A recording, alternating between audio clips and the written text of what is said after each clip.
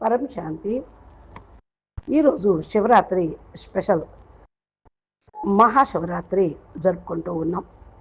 శివుడు అంటే శివుడే సత్యము, శివుడే అనంతము, శివుడే నేను అనేటువంటి స్థితిని సాధన చేయండి. అలాగా శివోహం సర్వోహం అహం బ్రహ్మస్మి అని అంటారు.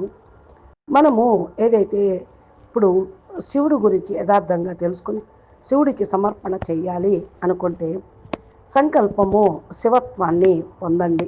ధ్యానము, యోగము, సాధన ఇదే పరిపూర్ణంగా తయారు చేసుకోవాలి. యథార్థమైన అర్థం కూడా ఇదే.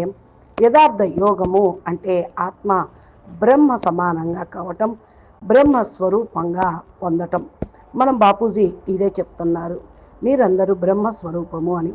మీరు మిమ్మల్ని గురించి తెలుసుకోండి, విశేషమైన ఉత్సవాన్ని జరుపుకోండి అని.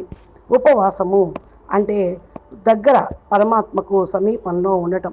దీనికోసం సాధన చేయండి. అన్ని వస్తువులు అన్నిటి గురించి కేవలం త్యాగం చేసి స్థూలంగా శారీరకంగా ఉపవాసం కాకుండా ఆత్మపరంగా ఆత్మచింతన చేస్తూ నెగిటివ్ నుండి ఉపవాసం చెయ్యండి.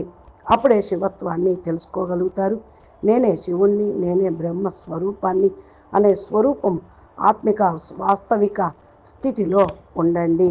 అప్పుడే మీరు అనుభవాన్ని పొందగలుగుతూ ఉంటారు. అచ్చా, పరం శాంతి.